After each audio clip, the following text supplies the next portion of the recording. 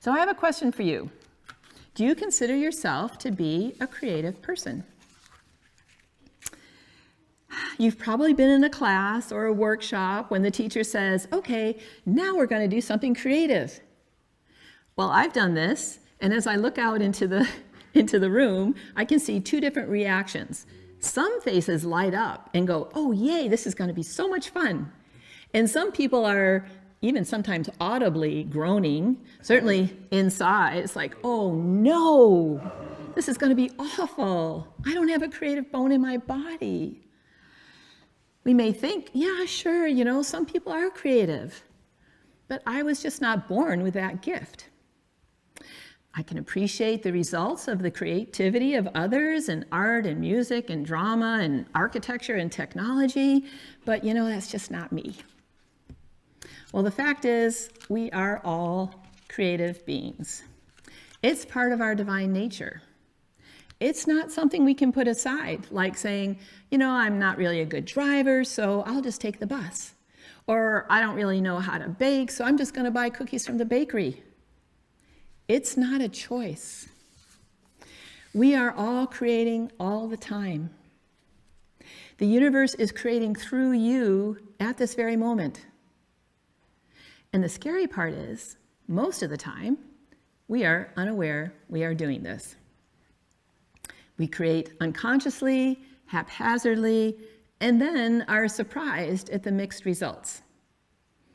Right now, in this moment, and every day, we are living and experiencing our creations. Because we create not only with our hands, we create with our thoughts, our feelings, and our actions. This is our third unity principle. So where do we start? How do we move into creating on purpose, conscious creation? Well, I have 4 steps that I'd like to share. Now, I know in the creation story, Genesis has 7 steps, but I'm going to give you the shortened version. And in Unity, it's okay to do that. We have permission to explore and bring our own thoughts into how we're thinking about things. So the 4 steps are listen, desire, act, let go.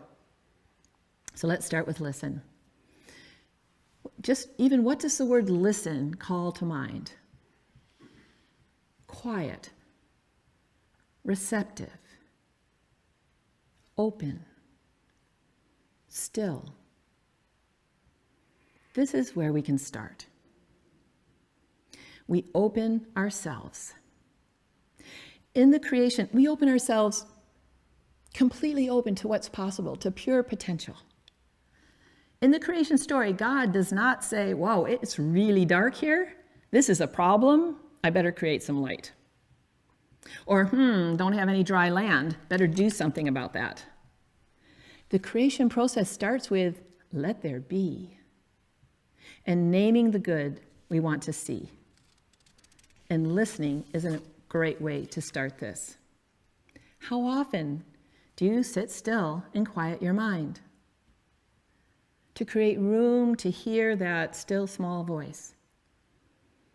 Create time to be in the silence, to be still.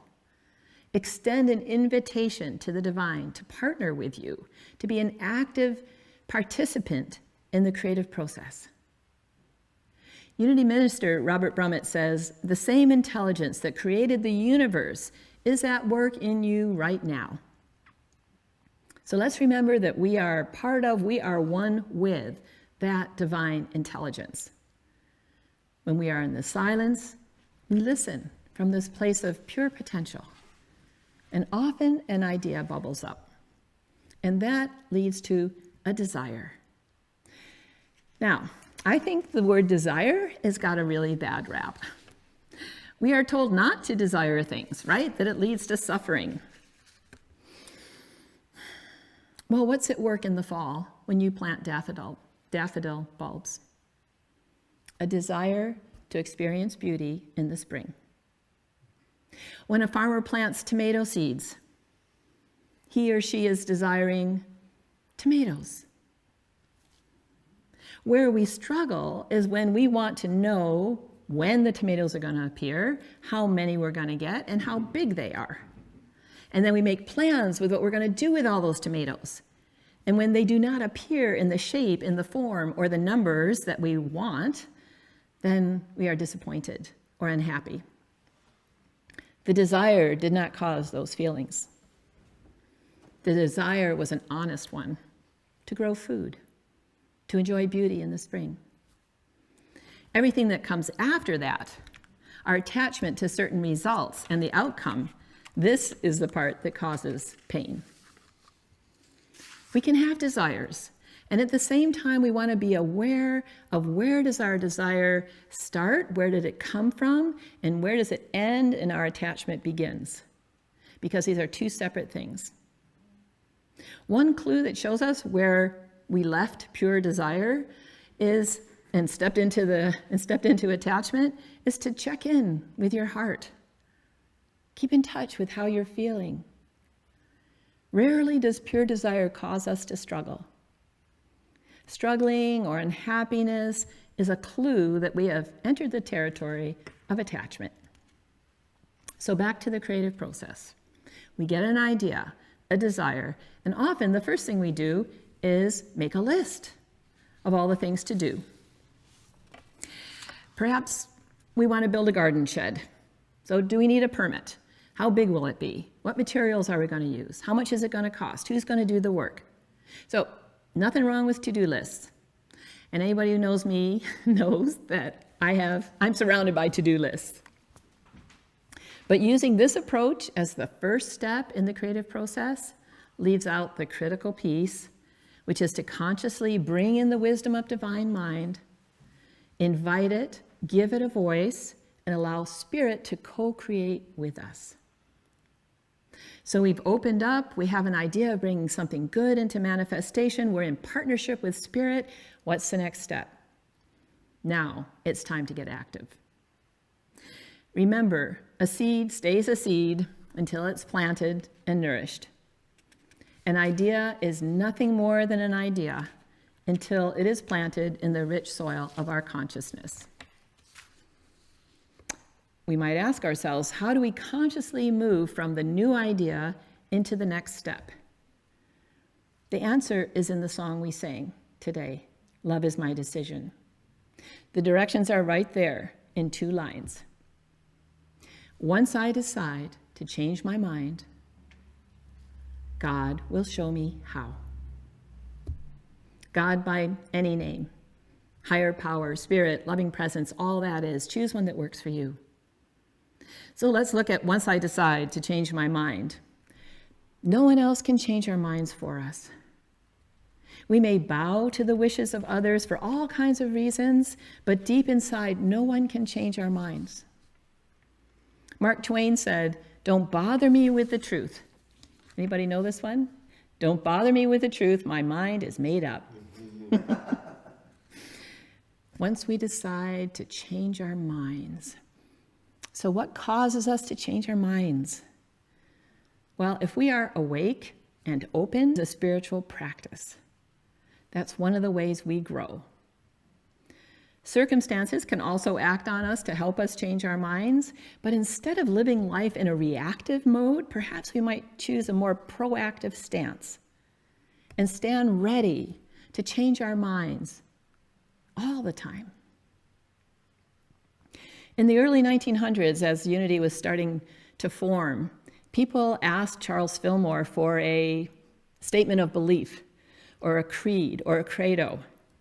It's something that they were familiar with. And if you've gone to any of the traditional Christian churches, you know there is usually something in writing that defines what it is. And he resisted this. He actually refused to do this. The 5 principles that we talk about all the time, that are the subject of our discussion group coming up, those were not created by Charles Fillmore. They were created in the 40s by his great-granddaughter. And under the same pressure. Give us something that we believe in. There's a famous Charles Fillmore quote, and this is probably part of the reason why he would refuse to come up with some kind of doctrine. And he said, "I reserve the right to change my mind at any time." So we keep our minds open, and in that openness, we will be shown. God will show us how. Love will show us how. Divine mind will show us how. Not our human understanding, not our human thinking, but divine mind as us. Once we're immersed in that attitude of openness, we will know the hows. We will know what to do, how to proceed. From that place, grounded in infinite spirit, we will know. And the last step, letting go. This is the lesson of the seventh day of creation, the Sabbath. There's a time to be hands-on, and there's a time to let go of our grip. Everything, including divine ideas, germinate and grow in their own time. There are many contributing factors to the growth or success of an idea which are out of our control. If we're talking about a seed that we plant, there's the rain or lack of, there's the sun, there's the wind, there's insects. What about slugs? None of these things we can control. We let go of how we think it should be, and we rest. Which takes us right back to our first step. In that place of rest and openness, we will again receive the guidance we need to move forward again. Listen, desire, act, let go. Let's be conscious about our creative power. Let's pay attention to what we are bringing into manifestation. Right now, we are creating our future. Let's take care that we follow a spirit-led, spirit-fed creation process.